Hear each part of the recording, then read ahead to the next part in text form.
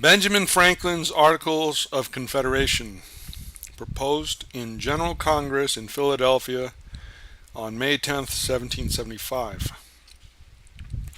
Articles of Confederation and Perpetual Union entered into, proposed by the delegates of the several colonies of New Hampshire in General Congress met at Philadelphia May 10, 1775.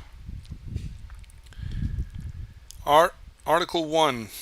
The name of this confederacy shall henceforth be the United Colonies of North America. Article 2. The said United Colony is hereby severally entered into a firm league of friendship with each other, binding on themselves and their posterities for their common defense against their enemies, for the security of their liberties and properties, the safety of their persons and families, and their mutual and general welfare. Article 3. That each colony shall enjoy and retain as much as it may think fit of its own present laws, customs, rights, privileges, and peculiar jurisdictions within its own limits, and may amend its own constitution as shall seem best to its own assembly or convention.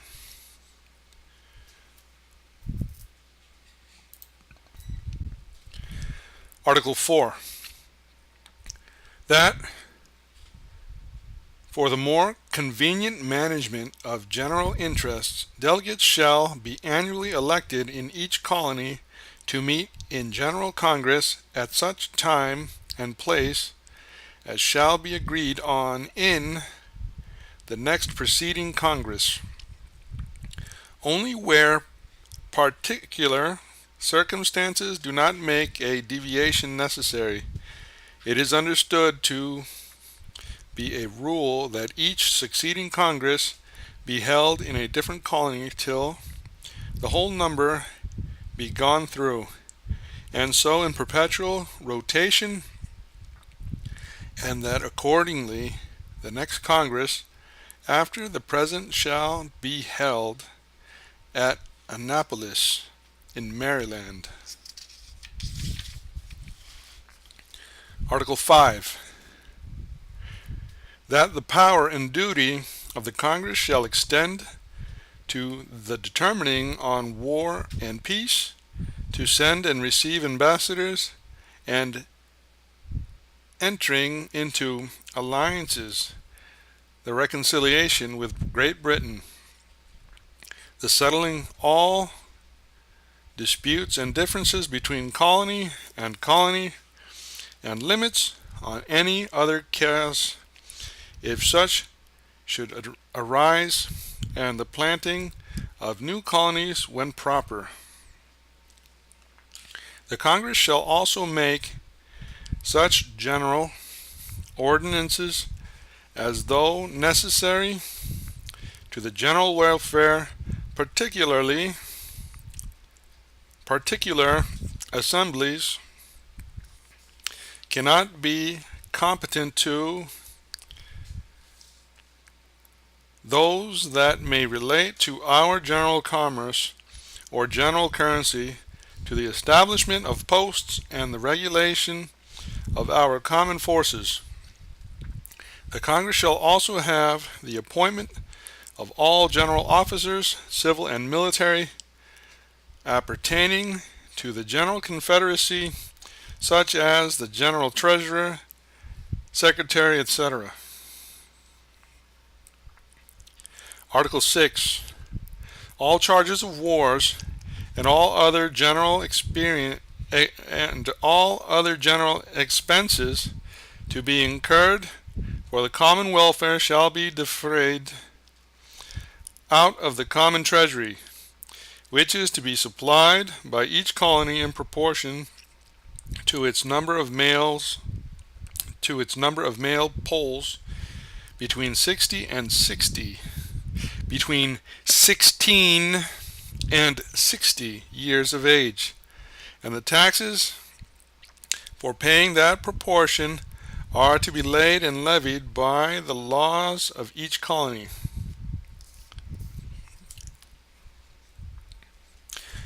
Article 7. The number of delegates to be elected and sent to the Congress of each colony shall be regulated from time to time by the number of such polls returned, so as that one delegate be allowed for every 5,000 polls, and the delegates are to bring with them to every Congress an authenticated return of the number of polls in the respective provinces, which is to be annually, triannually taken for the purposes above mentioned. Article 8. At every meeting of the Congress, one half of the members returned exclusive of proxies be necessary to make a quorum, and each delegate at the Congress shall have a vote in all cases, and if necessarily absent, shall be allowed to appoint any other delegate from the same colony to be his proxy, who may vote for him. Article 9.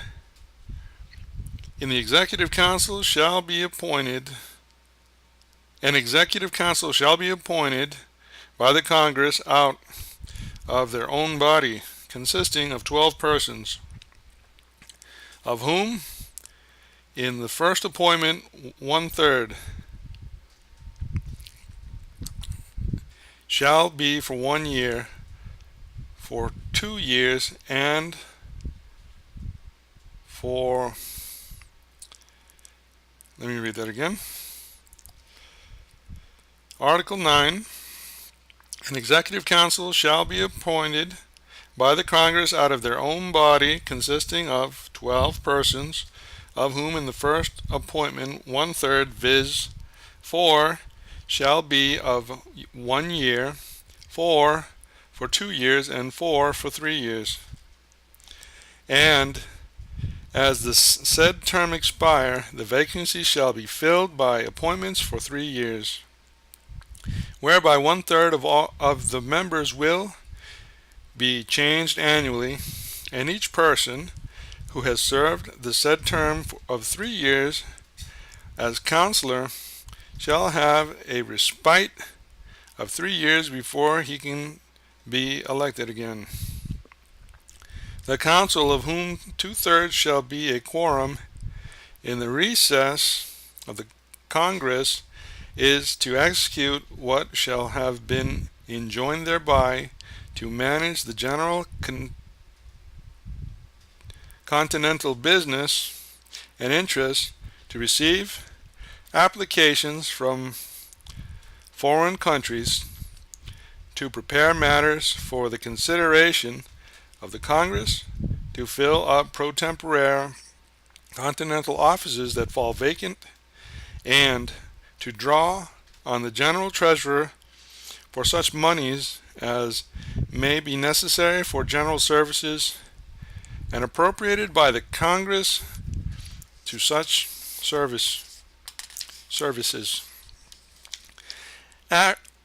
Article 10. No colony shall engage in an offensive war with any nation of Indians without the consent of Congress, or Great Council above mentioned, who are first to consider the justice and necessity of such war. Article 11. A perpetual alliance, offensive and defensive, is to be entered into as soon as may be within the 6 nations, their limits to be ascertained and secured to them, their land not to be encroached on, nor any private or colony purchases made of them hereafter to be held good, nor any contract for land to be made but between the Great Council of the Indians at Onondaga and the General Congress. The boundaries and lands of all the other Indians shall also be ascertained and secured to them in the same manner, and persons appointed to reside among them in proper districts, who shall take care to prevent injustice in the trade with them, and be enabled at our general expense by occasional small supplies to relieve their personal wants and distresses. And all purchases from them shall be by the Congress for the general advantage and benefit of the United Colonies. Article 12. As all new institutions may have imperfections which only time and experience can discover, it is agreed that the General Congress from time to time shall propose such amendments of this Constitution as may be found necessary, which, being approved by a majority of the colony assemblies, shall be equally binding with the rest of the articles of this Confederation. Article 13. Any and every colony from Great Britain upon the continent of North America and not at present engaged in our association may, upon application and joining the said association, be received into this Confederation, viz. Ireland, the West India Islands, Quebec, St. John, Nova Scotia, Bermuda, and the East and West Floridas, and shall thereupon be entitled to all the advantages of our Union, mutual assistance, and commerce. These articles shall be proposed to the several provincial conventions of assemblies to be by them considered, and if approved, they are advised to empower their delegates to agree to ratify the same in the ensuing Congress, after which the Union thereby established is to continue firm till the terms of reconciliation proposed in the petition of the last Congress to the King are agreed to, till the acts since made restraining the American commerce and fisheries are repealed, till reparation is made for the injury done to Boston by shutting up its ports, for the burning of Charlestown, and for the expense of this unjust war, until all the British troops are withdrawn from America. On the arrival of these events, the colonies shall return to their former connection and friendship with Britain. But on failure thereof, this confederacy is to be perpetual.